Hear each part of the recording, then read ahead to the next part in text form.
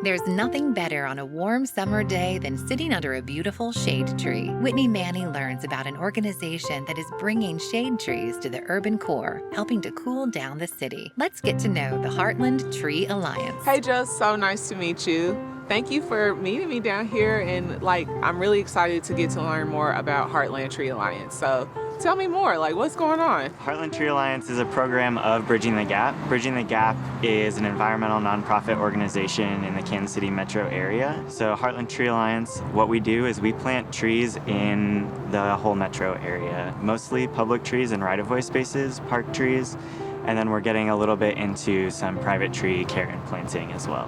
When you say the metro area, that's a lot of, the city of Kansas City plus a lot of suburbs that make that up. But are you all concentrating on the urban core? So mostly right now we focus on planting in right-of-way spaces in Kansas City, Missouri. Okay. We have the flexibility to kind of self-prioritize and identify spaces that we think would most benefit from trees. We look at other environmental injustices and say maybe this neighborhood is bisected by US Highway 71. Yeah. And we know air pollution is a really big issue. So the greener we can make that neighborhood, the more those residents will benefit in the long run. I would imagine there's a bit of research that goes into there before you just okay, we got some trees, let's plant them. Are there certain factors that you take into consideration about the neighborhood or the place you're going to plant them in? Are you constantly researching trees? What kind of happens behind the scenes before a tree is actually in the ground? We do a lot of research on the neighborhood, the areas themselves. We pull census information, we pull heat. We look at data from Kansas City's Urban Forest Master Plan, which kind of outlines the amount of trees that are already there, the potential for more trees.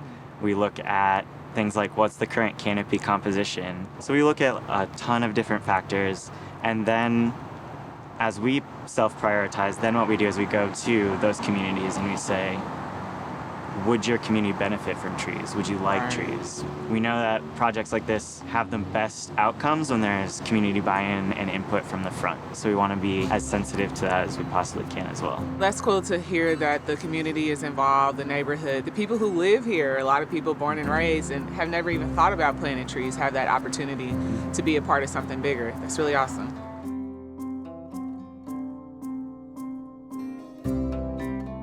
What types of trees are used in the urban areas as opposed to a rural area? Because I'm a tree is a tree is a tree, right? But there's obviously a lot more science and thought and compassion that goes into it. Primarily, we have a contract with Kansas City, Missouri to plant trees along the street. And so that's in what's called the public right-of-way space. A lot of times that's that green space between the curb and the sidewalk.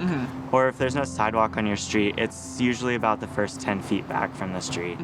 And so that planting area really helps us determine what kinds of trees we want to plant, because it's not just about planting trees, it's about planting the right tree in the right place at the right time.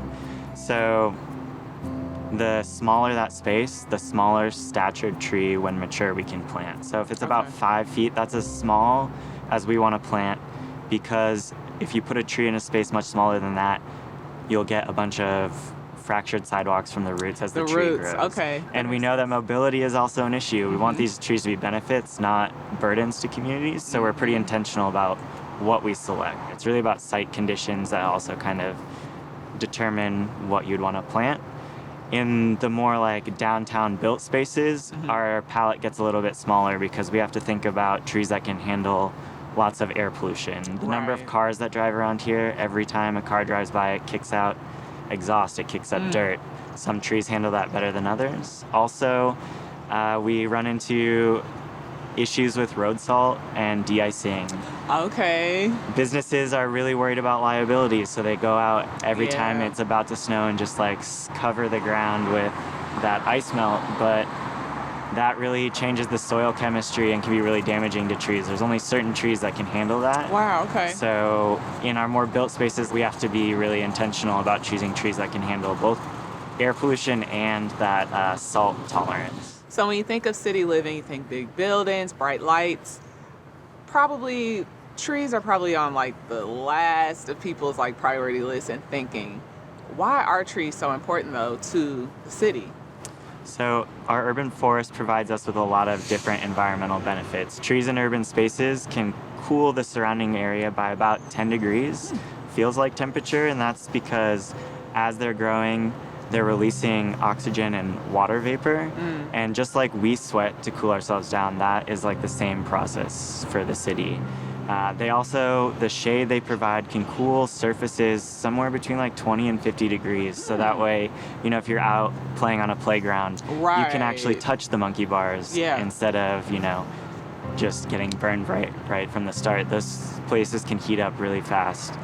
Additionally, trees placed in the right spacing around buildings can actually reduce heating and cooling costs by up to 30% over the life of that building, which can be really important, especially for homeowners who may be already, financially burdened. A tree can reduce that summer cooling costs by 30%, which may be, a $200, $300 reduction in your bill over the whole year.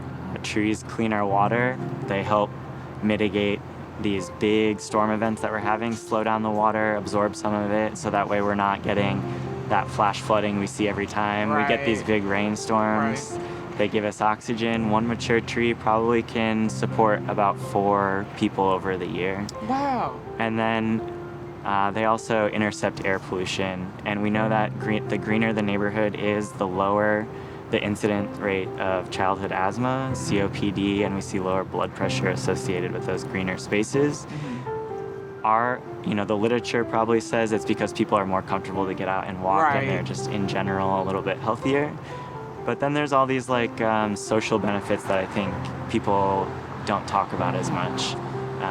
Trees help build community. Yeah. If it's a cool space where you can sit under a tree and kind of enjoy the day, you're more likely to meet your neighbors. Yeah. You're more likely to have conversations and build that social cohesion that kind of ties neighborhoods together. Right. So when you think about the future of Heartland Tree Alliance and your partnership with Bridging the Gap, what do you all hope to achieve as an organization just going forward? We're going to continue doing what we do best, which is educating the public, getting people involved, and planting more right-of-way trees, park trees. Additionally, there's lots of big pots of money, federal money swirling around right now. The Inflation Reduction Act is going to really revolutionize urban and community forestry. They put in about $1.5 billion, which is like unheard of in this space, and those monies are about to be dispersed at the end of this year, and so projects will be starting, and we're going to see lots of shovel-ready projects to go, where we're going to be planting trees strategically to address urban heat, to address air pollution, to combat inequity in our canopy. We know that that's a really big issue.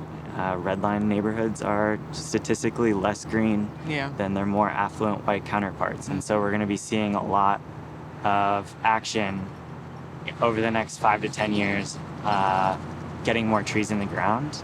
And then after that, we hope to be able to fund and continue doing maintenance of the trees, because young tree pruning and early routine maintenance increases the life of those trees and makes sure that we reach maturity, so we're getting those environmental and social benefits that we tout when we plant the tree. Right.